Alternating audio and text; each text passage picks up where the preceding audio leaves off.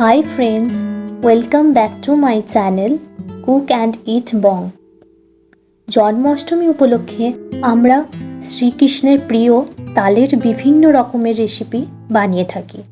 আজকের পর্বে আমি আপনাদের সাথে তালের বড়া বানানো শেয়ার করব। আপনারা এটা স্ন্যাক্স হিসেবেও বানিয়ে খেতে পারেন। খুবই সিম্পল অ্যান্ড হেলদি প্রসেসে বানাবো।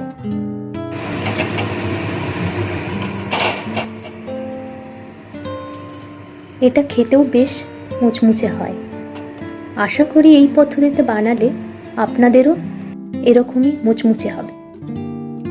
তাহলে আসুন দেখে নেওয়া যাক মুচমুচে তালের বড়া বানাতে কি কি উপকরণ লাগে। প্রথমে আমরা তালের পাল্পটা বের করা দেখে নেব। তালটাকে ভেঙে নেব, তারপর তালের বীজগুলো বের করে নিয়ে অল্প করে জল দিয়ে চটকে নিতে হবে। কিন্তু আমাদের মনে রাখতে হবে বেশি জল দিলে নরম হয়ে যাবে, সেক্ষেত্রে মাখার সময় অসুবিধা হবে। এরপর গ্রেটার দিয়ে ঘষে তালের বীজগুলো থেকে তালের পাল্পটা বের করে নেব, অথবা আপনাদের কাছে যদি স্টিল বা প্লাস্টিকের ঝুড়ি থাকে ওটা দিয়েও পাল্পটা বের করতে পারেন। এরপর তালের পাল্পটা কড়াইতে নিয়ে গরম করার জন্য গ্যাসে চাপিয়ে দেব। এই অবস্থায় গ্যাসের ফ্লেমটা কিন্তু একদম লো টু মিডিয়াম রাখবেন। 2 মিনিট পর এর মধ্যে দিয়ে দেব গুড় 1 কাপের মতো। তারপর মিশ্রণটি ভালো করে নেড়ে নেব 8 থেকে 10 মিনিটের মতো। আমি আপনাদের জানিয়ে রাখি, আমি তালের পাল্পটা র ইউজ না করে এরকমভাবে ইউজ করি, তাতে তালের যে হালকা তেতো ভাবটা সেটা কেটে যায় এবং খেতে ভালো টেস্ট আসে। আপনারা চাইলে এই পাল্পটা ফ্রিজে স্টোর করে রাখতে পারেন 1 মাসের মতো, তবে সেক্ষেত্রে এয়ারটাইট কন্টেনার ইউজ করতে হবে। আমি এখানে গুড় ইউজ করেছি। গুড় খাওয়া স্বাস্থ্যের পক্ষে ভালো। আপনারা চাইলে গুঁড়ো চিনিও ইউজ করতে পারেন, সেক্ষেত্রে ফ্রিজে স্টোর করে না রাখাই ভালো। যে উপকরণগুলি লাগবে সেগুলি হলো তালের পাল্প, যে পাল্পটা আমি রেডি করে রেখেছিলাম সেটা থেকে 2 কাপ, আর লাগবে নারকেল কোড়া 1 কাপ, আর চালের গুঁড়ো 1 কাপ।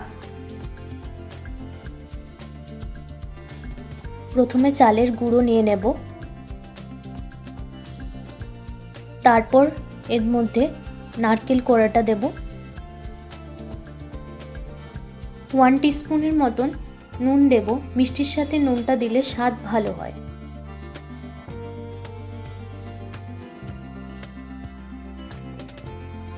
এবার তালের পাল্পটা অল্প অল্প করে দেব, যাতে মিশ্রণটা বেশি নরম না হয়ে যায়।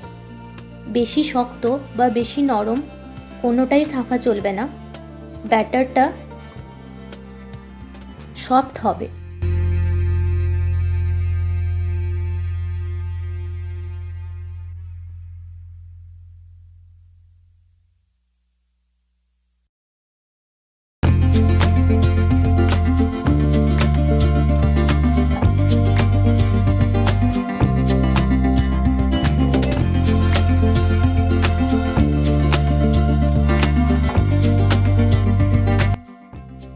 এর মধ্যে 1 টিস্পুন কালো জিরে দেব, বা চাইলে মৌরিও দিতে পারেন।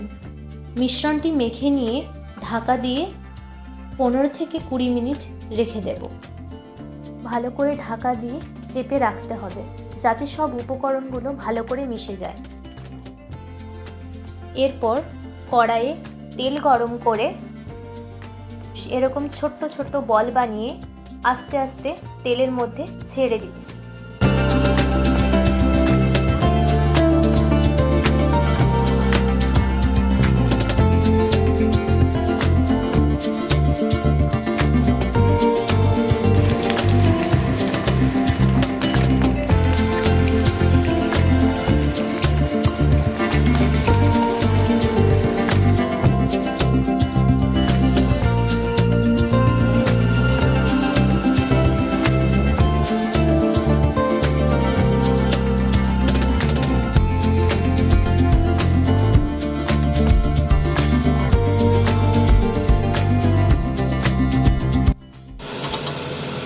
এগুলো সমানভাবে যখন ব্রাউন রঙের হয়ে যাবে তারপর তেল থেকে তুলে নেব।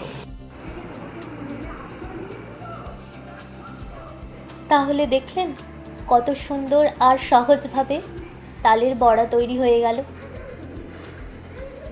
বাইরে থেকে ভীষণই মুচমুচে আর ভেতর থেকে সফট।